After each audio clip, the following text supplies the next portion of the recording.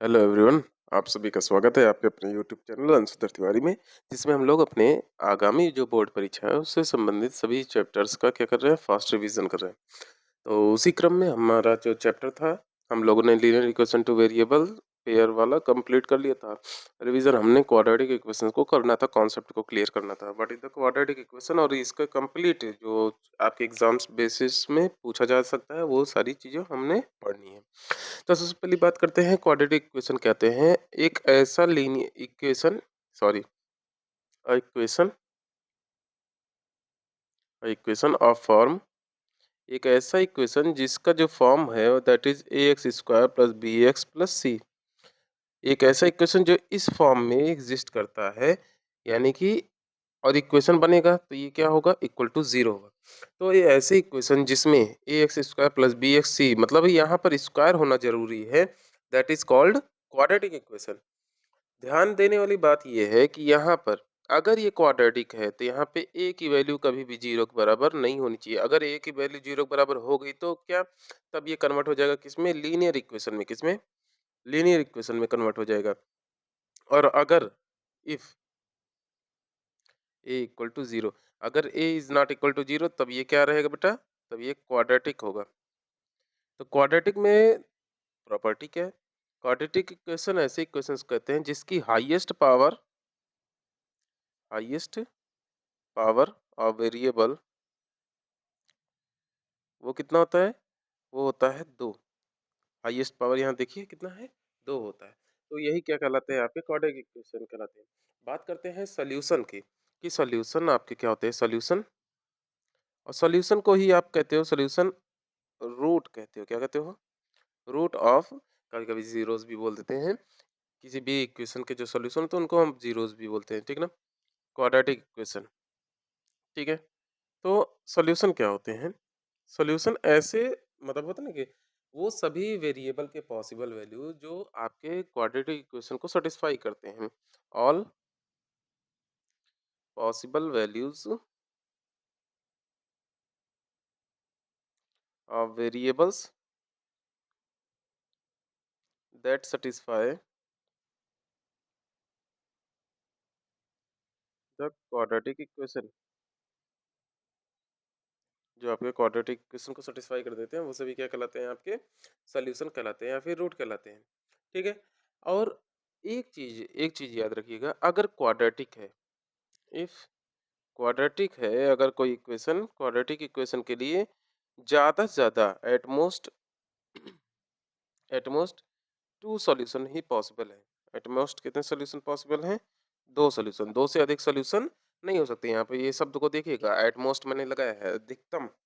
अब बात करते हैं कि इसके सॉल्यूशन को फाइंड आउट कैसे करते हैं। तो सॉल्यूशन को फाइंड आउट करने का दो तरीका है। एक जो आपने पढ़ना है, एक है बाई फैक्टराइजेशन मेथड। ठीक है, फैक्टराइजेशन मेथड पढ़ना है। और फैक्टराइजेशन मेथड में भी आपने पढ़ना कौन सा मेथड है बेटा, split the middle term, split the middle term. ठीक है ना, इस वाले को आपने यूज करना है। सेकंड आपने क्या पढ़ना है बेटा, वो है क्वाड्रेटिक फार्मूला, क्वाड्रेटिक फार्मूला। और इसी क्वाड्रेटिक फार्मूले को ही हम लोग क्या कहते हैं, श्रीधराचार्य नियम, श्रीधराचार्य फार्मूला। ठीक है, इन दो तरीकों से हमने पढ़ना है। बात करते हैं सबसे पहली बात कि एक क्वाड्रेटिक इक्वेशन है whose form is a x square plus b x plus c equal to zero. तो सबसे पहले बात करते हैं स्प्लिट द मिडिल टर्म वाले सिचुएशन में कैसे हम लोग लेकर आते हैं। तो स्प्लिट द मिडिल टर्म में स्टेप वाइज आपको नोट कर देना है कैसे आप लोग करोगे। पहला स्टेप आप क्या करते हो, आप उसको स्टैंडर्ड फॉर्म में लिखते हो। अगर आपको कहीं आगे पीछे दिया गया है तो ये स्टैंडर्ड फॉर्म है कि पहले स्क्वायर होगा, फिर वन होगा, फिर जीरो होगा। यानी कि पावर के घटते क्रम में, एक्स के पावर के घटते क्रम में आप पहले उसको अरेंज करेंगे, स्टैंडर्ड फॉर्म में राइट करेंगे, स्टैंडर्ड फॉर्म में राइट करेंगे, that is a x square plus b x plus c, step equal to zero. Step number second में अपने याद रखना है, प्रोडक्ट करेंगे किसका, स्क्वायर का और विदाउट वेरिएबल का, दैट इज ए सी। ठीक है, इसका ए और सी का क्या करेंगे, आप मल्टीप्लिकेशन करेंगे और उसके बाद फैक्टराइज़ फैक्टराइज़ ए मतलब ये जो मल्टीप्लिकेशन है, ये मल्टीप्लिकेशन यहाँ इसी को लिख दूँ factorize the product in 2 parts whose sum equal to b. क्या करना है भाई? आपने इसको एसी को ऐसे 2 हिस्सों में तोड़ देना है जिसको जोड़ने के बाद आपको क्या मिल जाए? बी मिल जाए। जैसे मैं अगर लिख दूँ दैट इज़ एग्ज़ाम्पल के रूप में कि मैंने क्या किया राइट कर दिया, लिखित कर दिया कि एसी बराबर जो है वो पी और क्यू के 2 हिस्सों में टूटा है। पी और क्यू के 2 हिस्सों में टूटा है। कुछ इस प्रकार से हिस्से ये बने हैं कि पी की जो ये जो मल्टीप्लिकेशन है वो क्या है, आप इसको मल्टीप्लिकेशन की जब जब आप सम का सिंबल लगाएँगे तो वो किसके बराबर हो जाए? बी के बराबर हो जाए। यही क्या होता है बेटा? यही आपके स्प्लिट द मिडल टर्म है। आपने क्या किया? बीच वाले टर्म को बी को क्या किया है? 2 हिस्सों में तोड़ दिया है। स्टेप नंबर 3 आपने याद रखना है, ठीक? आप क्या करते हो कि अब यहाँ पर आपने बी की जो वैल्यू आपने ये बनाई है उसको क्या करते हो? Put the value at place of b. B के स्थान पे वैल्यू का क्या कर दिया है?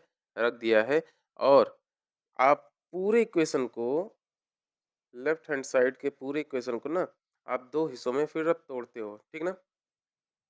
LHS as product of 2 linear factor, 2 linear factor में आप उसको तोड़ देते हो। अब ईच जो है मतलब जो 2 आपके हिस्सों में टूटेगा स्टेप नंबर 4, ये क्या करेगा? ये 0 के इक्वल कर देंगे। Equate each factor to 0 to get the root, ठीक है? 1 मिनट रुकिएगा। एक उदाहरण देख लेते हैं। जैसे एक उदाहरण ले लेते हैं, इसको मैं यहाँ पर समझा दे रहा हूँ। इस वाले प्लेस पे अपने पास कॉर्नर में जगह है ना, स्प्लिट द मिडल टर्म को समझाने के लिए। जैसे एग्जांपल में ले ले रहा हूँ, एग्जांपल में ले रहा हूँ x square plus 7x plus 10 बराबर 0। ये मैंने ले लिया उदाहरण। यहाँ पर देखिएगा ए की वैल्यू है 1, बी की वैल्यू है 7 और सी की वैल्यू है कितना? 10।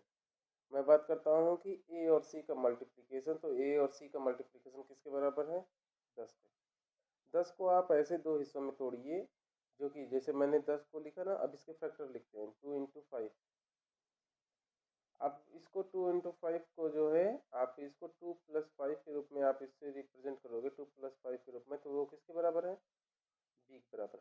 आप वही रिप्लेस कर दोगे तो ये आ गया x square plus 2 plus 5 x plus 10 equal to 0।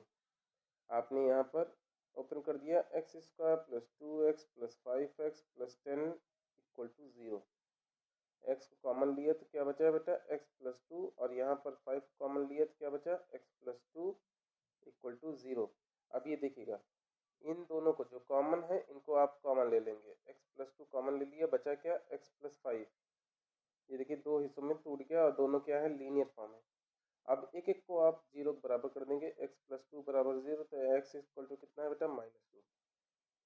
And x plus 5 बराबर 0 कर देंगे तो क्या हो जाएगा? एक्स बराबर -5। ऐसा करते क्यों है?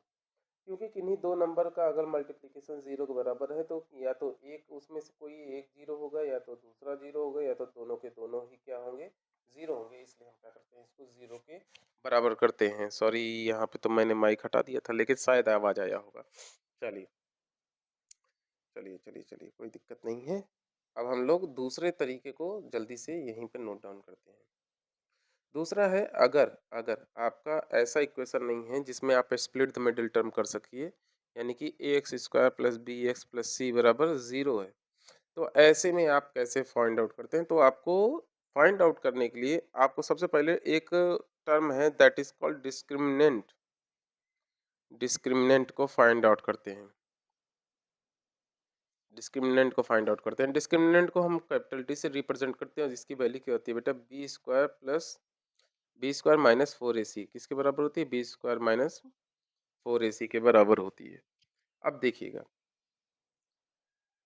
श्रीधराचार्य के नियम के अनुसार, श्रीधराचार्य के नियम में या फार्मूले के अनुसार जो रूट्स होते हैं that is equal to minus b plus minus under root b square minus four a c upon two a होता है।